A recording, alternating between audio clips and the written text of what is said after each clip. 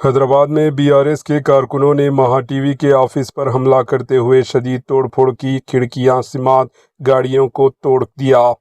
BRS کارکنوں کا الزام ہے کہ چینل کی جانب سے فون ٹیپنگ معاملے میں KTR کے خلاف جھوٹے اور گمراہ کن بیانات ٹیلی کاسٹ کیے جا رہے تھے، جس پر BRS کارکنوں نے شدید ناراضگی ظاہر کی۔ بتایا جا رہا ہے کہ جب BRS کارکنان پرامن طور پر پروٹیسٹ کر رہے تھے، مہا نیوز چینل کے عملہ کی جانب سے مبینہ طور پر ان پر حملہ کیا گیا، جن میں بعض کارکن زخمی ہو گئے، جس کے بعد BRS کے کارکن برہمی کے عالم میں مہا ٹی وی نیوز آفس پر گھس گئے اور توڑ پھوڑ کی۔